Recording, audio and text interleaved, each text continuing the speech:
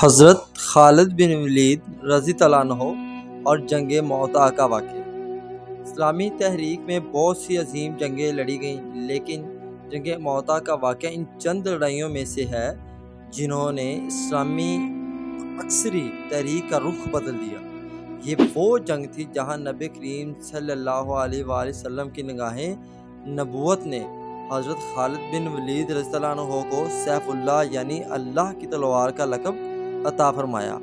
اس جنگ میں صرف 3000 مسلمان سپاہی 1,00,000 کے رومی لشکر سے ٹکرائے۔ واقعہ کا پس منظر: سن 8 ہجری کا زمانہ تھا۔ نبی کریم صلی اللہ علیہ وآلہ وسلم نے حضرت حارث بن امیر رضی اللہ عنہ کو بازطینی سلطنت کے بادشاہ کی طرف سفیر بنا کر بھیجا، لیکن وہ موتے کے مقام پر پہنچے تو شرجیل بن عمر نے انہیں شہید کر دیا۔ یہ ایک بڑا جرم تھا، کیونکہ اسلامی روایت میں سفیر کو قتل کرنا اعلان جنگ سمجھا جاتا تھا۔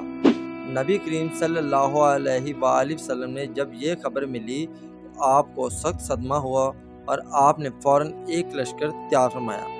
لشکر کی روانگی اور 3 امیر۔ نبی کریم صلی اللہ علیہ وآلہ وسلم نے 3000 صحابہ پر مشتمل ایک لشکر تیار کیا اور فرمایا، تمہارا امیر زید بن حارث ہوگا، اگر وہ شہید ہو جائے تو جعفر بن ابی طالب، اور اگر وہ بھی شہید ہو جائے تو عبداللہ بن روح، اگر وہ بھی شہید ہو جائے تو مسلمان جیسا چاہیں امیر بنا لیں۔ صحیح بخاری 42-61۔ یہ حکم نبی کریم صلی اللہ علیہ وآلہ وسلم نے اس بات کی دلیل ہے کہ اسلامی جنگیں قیادت کتنی سنجیدہ اور باعتماد ذمہ داری تھی۔ رومی لشکر کی تیاری۔ جب مسلمان موتا کے میدان میں پہنچا تو انہیں معلوم ہوا کہ رومی لشکر کی تعداد 1,00,000 سے زیادہ ہے، جن کے ساتھ 1,00,000 کے قریب عرب عیسائی قبائل کی فوج بھی شامل تھی۔ یہ دیکھ کر مسلمانوں میں وقتی طور پر تردید پیدا ہوا۔ بعد میں مدینہ واپس جانے کی رائے دی، لیکن حضرت عبداللہ بن روح نے رضی اللہ عنہ نے بلبلہ انگیز خطاب کیا، اللہ کی قسم، جس مقصد کے لیے ہم نکلے ہیں وہ شہادت ہے، اور ہم تو 2 میں سے ایک بھلائی کے امیدوار ہیں، فتح یا شہادت۔ ان کی بات نے سب کے دلوں میں جوش بھر دیا اور جنگ کا آغاز ہوا۔ 3 سپہ سالاروں کی شہادت۔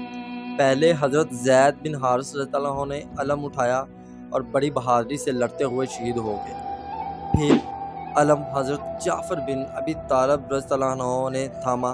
انہوں نے اس قدر جان نثاری دکھائی کہ جب ان کا ایک بازو کٹا تو دوسرے ہاتھ سے علم اٹھایا، پھر دوسرا بازو بھی کٹ گیا تو انہوں نے علم کو سینے سے لگایا۔ جب وہ بھی شہید ہو گئے تو حضرت عبداللہ بن روح رضی اللہ عنہ کے آگے بڑھے اور شہادت حاصل کی۔ اب قیادت خالی ہو چکی تھی۔ حضرت خالد بن ولید رضی اللہ عنہ۔ مسلمانوں نے مشورے سے حضرت خالد بن ولید رضی اللہ عنہ کو سپہ سالار بنایا۔ حالانکہ وہ ابھی نئے مسلمان ہوئے تھے، لیکن ان کی جنگی مہارت اور بہادری سب کو معلوم تھی۔ حضرت خالد بن ولید رضی اللہ عنہ نے فوراً حکمت عملی سے کام لیا، صفیں باندھ لیں، گھوڑ سوار دستوں کی جگہ بدل دی تاکہ دشمن کو یہ محسوس ہو کہ مسلمان کو کمک پہنچ گئی ہے۔ انہوں نے دشمن پر ایسا شدید دباؤ ڈالا کہ رومی لشکر میں خوف پھیل گیا۔ حضرت خالد بن ولید رضی اللہ عنہ خود فرماتے ہیں، موتا کے دن میرے ہاتھ میں 9 تلواریں ٹوٹی گئیں، یہاں تک کہ آخر میں میرے ہاتھ میں صرف یمنی تلوار رہ گئی۔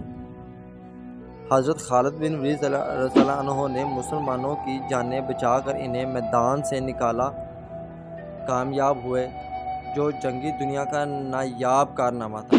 نبی کریم صلی اللہ علیہ وسلم کا لقب سیف اللہ۔ جب لشکر مدینہ واپس پہنچا تو بعض لوگوں نے فرار کا لقب استعمال کیا، لیکن نبی کریم صلی اللہ علیہ وآلہ وسلم نے فرمایا نہیں، بلکہ وہ لوگ لڑے اور پھر واپس آئے، اور خالد اللہ کی تلوار میں سے ایک تلوار ہے جسے اللہ نے کافر پر نکالا۔